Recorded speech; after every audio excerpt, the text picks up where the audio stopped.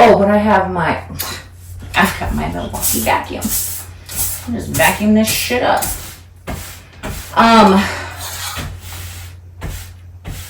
So we go over to his parents' house, and they proceed to tell me that I need to have an abortion, and that I was going to ruin their son's life. And mine, might I add, because we were not going to be together according to them. So I started crying so much I was hyperventilating, and they offered me milk. And I hate milk. Like, it was just so ironic that I'm hyperventilating and you want to give me milk, something that is going to make my mouth sticky and yucky, and that's what we're going to do in that moment.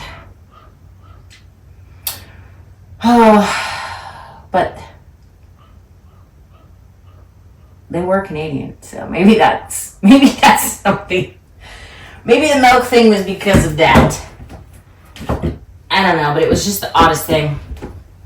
And then I was like begging to leave, and I was telling Chris he needed to take me home, and he was like, no, let's just talk this through. And I got to a point where I was like, I'll fucking walk home. And I was going to walk home. And then he finally took me home. And I cried. And cried. And then I cried some more. Now, if I know anything about my ex-in-laws, they, I'm sure, will try to rewrite history. They've always been good at that. I don't care, though. I don't care anymore. I have been spending too much time worried about what those people will say, along with my ex, that I've missed out on a lot of shit. I mean, a lot of shit.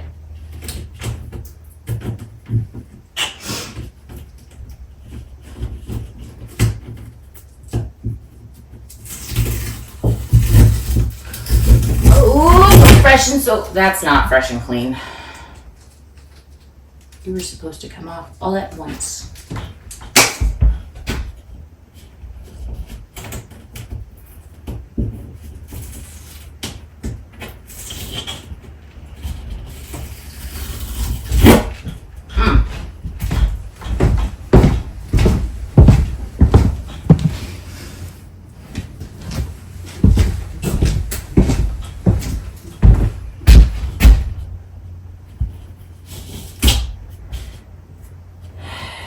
So, it's decided we're not going to have an abortion.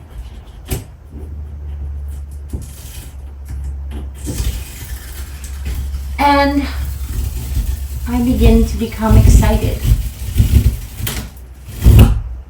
Very excited. So I was going to have a little baby. And while it wasn't necessarily the plan that I had or thought about in high school, I realized, it's likely that was just dumb childhood stuff. At least that's what I thought at the time.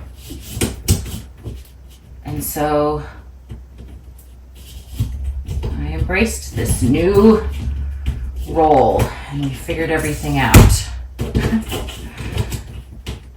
Well, we figured out some of it. I moved over to Pullman, where he was going to university. And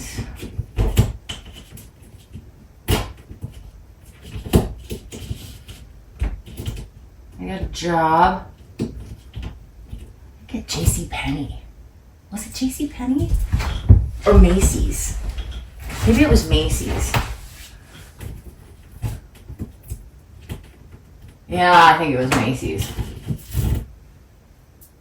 In Moscow? Idaho? I think it was. Anyway. He's studying to finish college. He changed his major from veterinary, pre-science veterinary. I wonder how he feels about that. Probably pretty good. I mean, he's had a lucrative career. I wonder if he's happy. Oh well.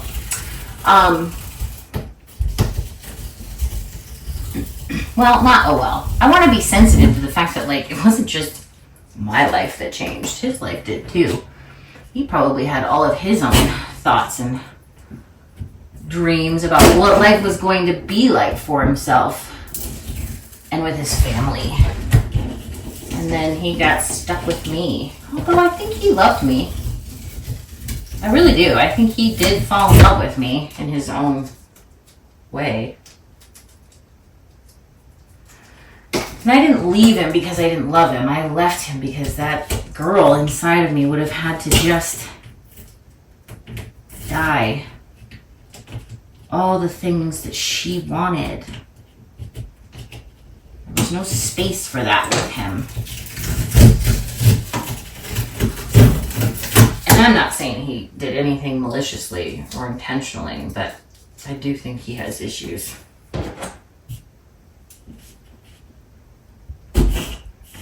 That he wasn't willing to admit to.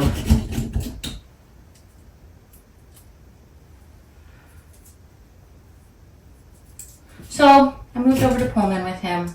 We got an apartment. Well, actually, I lived with him and his two roommates for a little bit. I think it was like a month or two, maybe longer. I don't think it was longer. I think it was like a month or two. He had this one roommate. I think he was an Armenian guy. Armenian or Iranian or something. Something from the Middle East, I think. Anyway, he had this girlfriend. So I'm pregnant and I had the most awful craving for those Jones sodas, Jones apple sodas. I just wanted them all the time. And this chick, she had all of her thoughts and feelings about how I should be as a pregnant person. So here I am, 18 years old, and I've got this gal who's a couple years older than me already doing goofy female shit. Like, and we do it. We all do it. And if there's a woman out there who says, well, I've never done that, bull fucking shit, you've never done it. Every single one of us has done it to each other, to another one of us. We all have. I probably have more wounds from feminine agency in my life than I ever have from the masculine. We're just assholes to each other. And there is not one person, and I don't want to fucking hear it. Maybe you weren't intentionally or didn't think you did, but at some point you did. You did something to make another woman feel dumb or small or stupid or inadequate, whatever it was. Every one of us does it. And for people who are like, well, I'm too ugly to be that way or I'm too fat to be that way. Again, every woman has done it to every woman, and we've got to stop with this. Oh, but I'm so good. No, all of us are fucking assholes. All of us are. We're humans. Okay? That's just the way life works. And you can say, well, I've never judged anybody, but yes, you have. Yes, you fucking have. Everybody has. It's kind of human nature. It's unfortunate, but it just is what it is. And I think the more that we can just be honest with that fact, the better off we will be. I don't know if I want to use my vacuum cleaner for that because it might get all gunked up. It is supposed to be a shop vac, Candace. It is supposed to be used for shit like this. Right?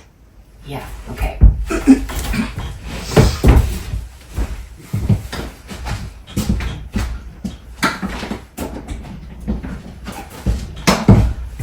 This is so cute.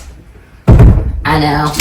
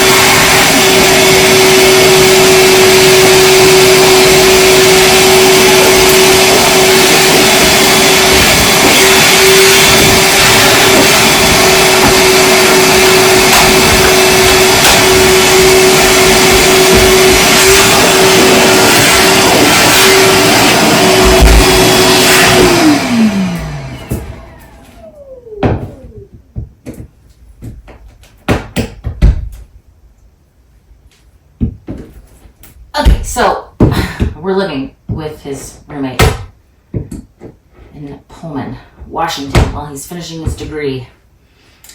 And we move into this apartment. It's just the two of us. And we were playing house. We really were playing house. We had no idea what we were doing. We had no idea what we would do to each other. Oh, to be innocent again.